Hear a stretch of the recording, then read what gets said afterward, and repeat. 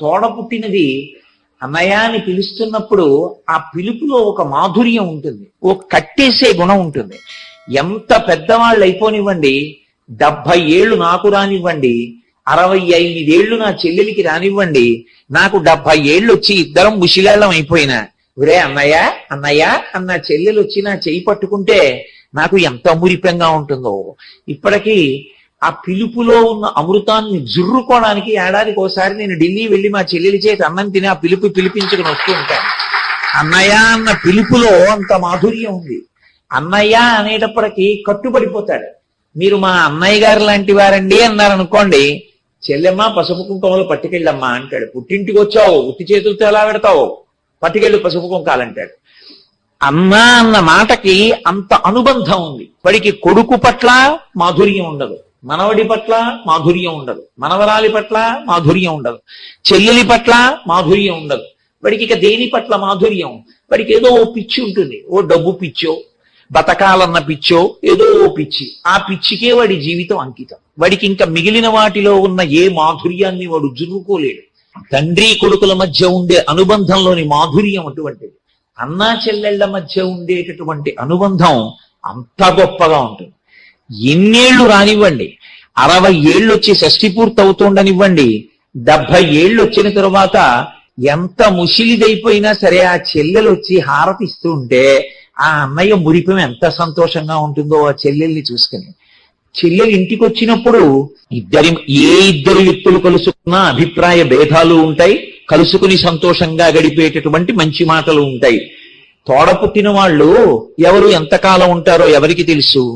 ఇద్దరు కలుసుకున్నప్పుడు పరమ సంతోషంగా అన్నయ్య అన్నయ్య నీకు దోసకాయ పప్పు అంటే ఇష్టం రా, అందుకు నీకు 2 దోసకాయలు తెచ్చానరా అన్నయ్య అంటే మురిసిపోయి ఆ దోసకాయ పప్పు వేయించుకుని చెల్లెలితో కలిపి అన్నం తిని, ఉసే నీకు చిన్నప్పుడు చారు అన్నం గట్టిగా నలిపి మెత్తగా చేసి పెడితే అన్నయ్య అన్నయ్య నువ్వు నెయ్యి వేసుకుని చారు బాగా కలుపుకుంటావు పెట్టవా అన్నయ్య అని అడిగేదానివే, ఇదిగో కొద్దిగా తిను అని 60 ఏళ్ళు వచ్చిన చెల్లెలికి 70 ఏళ్ల అన్నగారు పెడుతుంటే మేనల్లుళ్ళు మురిపంగా చూస్తుంటే అందులో ఉన్న మాధుర్యం ఎంత గొప్పగా ఉంటుంది, అసలు ఎంత ఆనందం అది.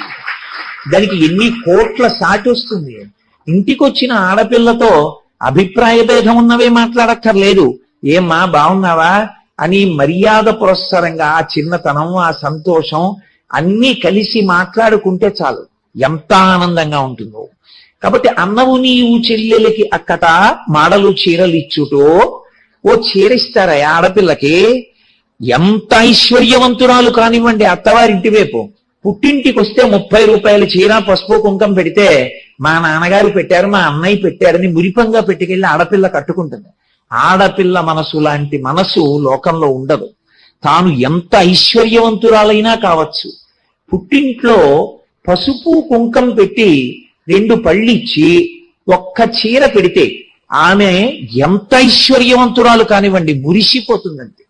కళ్ళ నీళ్లు ఎత్తుకుని ఎందుకు నాన్నగారండి నాకు ఇప్పుడు ఇంత చీర అంటుంది. ఈవిడ పెట్టింది 30 రూపాయల చీరకి. ఆడపిల్ల ఇంటికి వస్తే ఓ చీర పెడతారయా, పసుపు కుంకం ఇస్తారయా, మాడలు ఇచ్చుటో, నీకు ఐశ్వర్యం ఉంది అమ్మ మెళ్ళో వేసుకోవే అని ఓ చిన్న లక్ష్మీదేవి రూపి, శ్రావణ మాసంలో నాన్న ఇది పెట్టుకుని పూజ చేసుకో అని ఓ చిన్న బంగారం రూపోటి నీ దగ్గరుంది తల్లి ఈ ఉంగరం పెట్టుకోరా అని ఓ ఉంగరం మురిసిపోతుంది. మా అన్నయ్య ఇచ్చాడు మా అన్నయ్య ఇచ్చాడు అని నువ్వు ఇచ్చిన ఉంగరం అంత డబ్బు ఆటోకి పెట్టుకుని 10 ఏళ్లకే వెళ్ళి చూపించుకుంటావు. కాబట్టి మాడలు చీరలిచ్చుటో మధుర మంజుల భాషలను ఆదరించుటో, పోన్లేవయ్యా ఏమీ పెట్టక్కర్లేదు, సంతోషంగా మాట్లాడవయ్యా చెల్లెలితో చాలు, మధుర మంజుల భాషలను ఆదరించుటో. శోభన దేవత అక్క చెల్లెలింటికి ఆమె వచ్చినప్పుడు లక్ష్మీదేవి ఇంటికి వచ్చినట్టు మధురంగా మాట్లాడాలి, మంజులమైన మాట మాట్లాడాలి. ఆమె మనసు నొచ్చుకునేటట్టు మాట్లాడకూడదు. మధుర మంజుల భాషలను ఆదరించుటూ చేయక మిన్నుల మోతలే నిజము మేలుని చంపకుమన్నా. ఏమి పోతనగారండి, ఎన్నిసార్లు నమస్కారం చేయింది ఆయన ఆంధ్రానువాదానికి. మిన్నుల మోతలే నిజము మేలుని చంపకుమన్నా.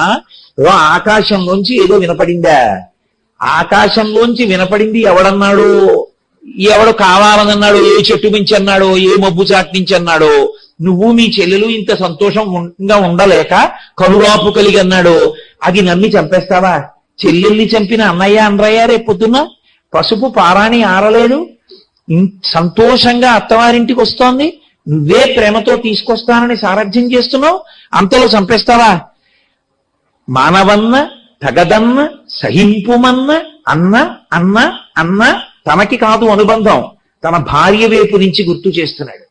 గుర్తు చేస్తూ తగదన్న సహింపుమన్న వేడెదన్, నిన్ను అభ్యర్థిస్తున్నానయ్యా, నిన్ను బతిమాలుకుంటున్నానయ్యా, వదిలిపెట్టవయ్యా అని. అయినా బావా నీకు తెలియని విషయమా, మనుష్యుల యొక్క మృత్యువు ఎక్కడి నుంచి వస్తుంది అంటే చేసుకున్నటువంటి కర్మలో నుంచి వస్తుంది. పోతన గారే ఒక చోట అంటారు, రక్షణము లేక సాధుడు రక్షితుడగు సమత చేసి రాయుడులందున్, రక్షణలు వేయి కలిగిన శిక్షితుడగు కలుడు పాప చిత్తు ఉండగుటను. ఏ రక్షణ పెట్టుకోకపోయినా ఓ పసిపిల్లవాడు అలా ఆడుకుంటుంటే, నల్లత్రాచ అలా వెళ్ళిపోతుంటే తెలియక వాడు ఉందా అంటూ దాన్ని పట్టుకోబోతుంటే వాడి చేతి మించి పాకుతూ వెళ్ళిపోతుంది. వీడి పసిపిల్లవాడు తెలియదు పాపం అని పాము వెళ్ళిపోయింది. చుట్టూ రక్షక భటుల్ని పెట్టుకున్నవాడు ఇంతమంది రక్షక భటులు ఉండగా చచ్చిపోయాడు. ఏమనుకోవాలి? రక్షణము లేక సాధుడు రక్షితుడగు సమత చేసి రాయుడులందున్, రక్షణలు వేయి కలిగిన శిక్షితుడగు కలుడు పాప చిత్తు ఉండగుట. పోతన గారు తీర్పు చెప్పారు.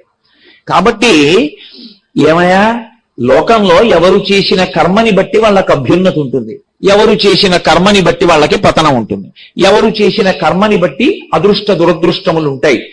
అంతేకాని నీ చెల్లెలు దానికి నిమిత్తమా? ఎక్కడో 8వ కడుపున పుట్టేటటువంటి వాడు నిన్ను చంపుతాడని ఇప్పుడే నీ చెల్లెల్ని చంపేస్తావా? నిజంగా శరీరవాణ్ణి చెప్పినది సత్యమైతే నీ చావుకి కారణమే రాదయ్యా, ఇంకో రూపంలో రాదా? చెల్లెల్ని చంపావన్న అపకీర్తి ఎందుకయా మూట కట్టుకుంటావు? నా మాట విను, చంపకు అన్న వినడానికి సిద్ధంగా లేడు. నీవు బావా చెప్పడానికి ఎన్నైనా చెప్తావు, కానీ ప్రాణం నాది, జీవితం నాది, నీకే దీనికి 8వ కొడుకు పుడితే నా ప్రాణాలు పోతాయి కాబట్టి చంపేయవలసిందే, మూలాన్ని ఛేదిస్తానన్నాడు. వసుదేవుడు ఆలోచించాడు. ఆపత్కాలమునందే మనసుని కుదుటపరుచుకుని ఆలోచించాలి. ఎందుచేత అంటే ఎప్పుడైనా సరే మనసులోంచే ఏ ఆలోచనైనా రావాలి. మనుష్యుడన్న తరువాత కష్టం రాకుండా ఉండదు. కష్టం వచ్చినప్పుడు విచలితుడైపోయిన వాడు సక్రమంగా ఆలోచించలేడు. సుందరకాండ ఎందుకు వింటారు అంటే ఒక్క శ్లోకం కోసం వింటారు. అనిర్వేద శ్రియోమూలం అనిర్వేద పరం సుఖం అనిర్వేదోహి సతతం సర్వార్థేషు ప్రవర్తక కరోతి సఫలం జన్మో కర్మయత్తత్ కరోతి సహ తస్మాద్ అనిర్వేద కృతం యత్నం చేస్తేహిముత్తమం. అనిర్వేదము అంటే జీవితంలో నిర్వేదాన్ని పొందకుండా ఉండడమే సమస్త సౌఖ్యములకు కారణం.